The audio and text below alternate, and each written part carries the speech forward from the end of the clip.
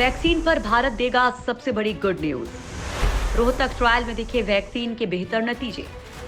जी हां दोस्तों, कोरोना से तड़प रही दुनिया को वैक्सीन को लेकर भारत जल्द ही अच्छी खबर दे सकता है। भारत की स्वदेशी वैक्सीन कोवैक्सीन के नतीजे चौंकाने वाले आ रहे हैं। दुनिया भर में जहां वैक्सीन को लेकर कोई अच्छी खबर सामने नहीं आ रही है, ऐसे समय में भारत जल्द ही वैक्सीन को लेकर कोई बड़ा ऐलान कर सकता है और शायद इसी वजह से दुनिया भर के देशों की नजर भारत पर टिकी है।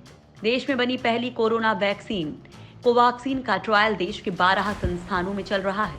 देश भर के 50 लोगों को वैक्सीन की पहली डोज दिए जाने के साथ ही पीजीआई रोहतक में इसका पहले फेज का ट्रायल पार्ट पूरा हो गया है। पहले ट्रायल के जो शुरुआती नतीजे सामने आ रहे हैं, उनसे उम्मीद जगी है कि भारत की ये वैक्सीन कारगर साबित हो सकती है। रोहतक पीजीआई में ट्रायल टीम की प्रमुख खोजकर्ता डॉक्टर सविता शर्मा की माने तो वैक्सीन ट्रायल के नतीजे बेहद उत्साहजनक हैं। इसे एक बयान से समझा जा सकता है कि भारत वैक्सीन बनाने की रेस में क्यों बाकी देशों से आगे चल रहा है। ट्रायल कर रहे डॉक्टर के मुताबिक ट्रायल में शामिल होने वाले वॉलंटियर्स को डायरी दी गई है और उन्हें मेंटेन करने के लिए कहा गया है। उन्हें कहा गया है कि अगर कोई परेशानी उन्हें महसूस होती है तो उन्हें डायरी में लिखना है। इसके बाद वॉलंटियर को फॉलोअप के लिए 7 दिन बाद फिर बुलाया जाएगा। पीजीआई रोहतक के वैज्ञानिक अब दूसरे फेज के ट्रायल में जुट गए हैं। दूसरे फेज के ट्रायल के लिए 6 और लोगों को डोज दिया गया है। केवल रोहतक पीजीआई से ही नहीं, पटना एम्स में भी जिन लोगों पर वैक्सीन का ट्रायल किया गया था, उनमें भी अभी तक कोई साइड इफेक्ट नहीं देखा गया है। कुछ इसी तरह का हाल गोवा और दिल्ली एम्स का भी है। वॉलंटियर्स को भी वैक्सीन से अच्छे नतीजों की उम्मीद।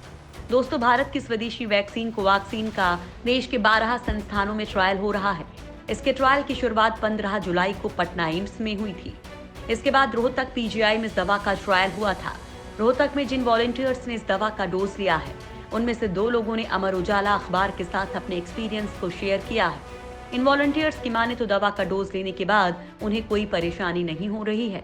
दवा के डोज लेने के बाद करीब 3 घंटों तक वो डॉक्टर की निगरानी में रहे थे और फिर आराम से घर चले गए और घर पर बाकी काम भी वो आसानी से कर रहे हैं। इसके अलावा दिल्ली एम्स में भी एक शख्स पर इस वैक्सीन का ट्रायल किया गया था। उसकी सेहत पर भी कोई साइड इफेक्ट देखने को नहीं मिला है। उसे कुछ देर अस्पताल में रखने के बाद छुट्टी दे दी गई। दरअसल कोवैक्सीन का सबसे बड़ा ट्रायल दिल्ली एम्स में ही चल रहा है। पहले चरण में संस्थान को 100 वॉलंटियर्स का ट्रायल करना है। दिल्ली एम्स के ट्रायल में हिस्सा लेने के लिए करीब 3,500 लोगों ने रजिस्ट्रेशन करवाया है। इनमें से 50% से ज्यादा दूसरे राज्यों के हैं। दिल्ली में रहने वाले ज्यादातर वॉलंटियर्स के शरीर में पहले से ही कोरोना के खिलाफ एंटीबॉडी मौजूद है।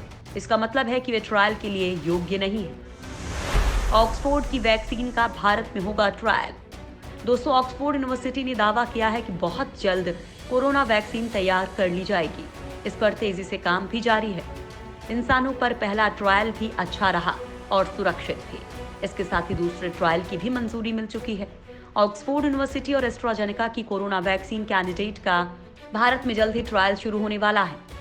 बताया जा रहा है कि अगस्त के आखिर में इस वैक्सीन का इंसानों पर ट्रायल शुरू किया जाएगा और इसको लेकर तैयारी भी तेजी से चल रही है। खबर ये भी है कि मानव परीक्षण के लिए मुंबई और पुणे के हॉटस्पॉट से 4,000 से 5,000 वॉलंटियर्स का चुनाव किया जाएगा।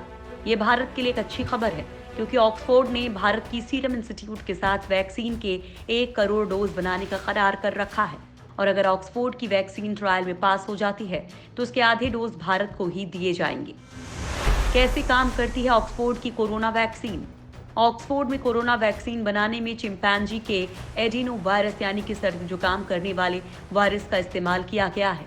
ये नुकसान इसलिए नहीं करेगा क्योंकि इसको काफी कमजोर कर दिया गया है। इसमें वेक्टर को चिंपैंजी के एडिनो वायरस से लिया गया था और इसी वजह से जब ये किसी व्यक्ति के शरीर में जाएगा तो एक खास तरह का प्रोटीन बनाएगा और इसके बाद मानव शरीर में कोरोना से लड़ने वाले एंटीबॉडीज पैदा हो जाएंगे। वैक्सीन के पहले चरण में कोरोना वायरस स्पाइक प्रोटीन का जेनेटिक कोड पहचाना गया है, जबकि दूसरे चरण में चिंपैंजी के एडिनो वायरस को जेनेटिकली मॉडिफाई करके स्पाइक प्रोटीन बनाए जाते हैं। शरीर में जाने के बाद ये प्रोटीन कोरोना के एंटीबॉडी बनाने लगती है। इस वैक्सीन का ट्रायल जिन लोगों पर किया गया था, उनमें सर्दी, खांसी, बुखार जैसे कुछ लक्षण दिखाई दिए थे। इसका असर उन लोगों पर ज्यादा दिनों तक नहीं रहा था, वो जल्द ही से ठीक हो गए थे। हालांकि लैंडसेट की रिपोर्ट के मुताबिक जिन लोगों पर भी वैक्सीन का ट्रायल किया गया है, उन पर इसका सकारात्मक असर पड़ा है। देखा गया कि एक डोज देने के बाद ही शरीर में एंटीबॉडीज बनने लगी और टी सेल भी बन गई। दरअसल टी सेल लंबे समय तक काम करती हैं और दोबारा इन्फेक्शन होने पर फिर से वायरस से लड़ने को तैयार हो जाती हैं। हालांकि दुनिया में कई जगहों पर इसकी वैक्सीन का ट्रायल चल रहा है और जल्द ही भारत में भी होने वाला है। भारत के बाद ऑक्सफोर्ड की वैक्सीन पर ही दुनिया की नजरें टिकी हुई हैं। भारत इस रेस में सबसे आगे इसलिए माना जा रहा है क्योंकि उसकी वैक्सीन के ट्रायल में शामिल किसी भी वॉलंटियर में कोई साइड इफेक्ट दिखाई नहीं दिए हैं, जबकि ऑक्सफोर्ड की वैक्सीन में हल्के इफेक्ट दिखे हैं। इसी तरह चीन और अमेरिका की वैक्सीन में भी कुछ लोगों पर इफेक्ट दिख चुके हैं।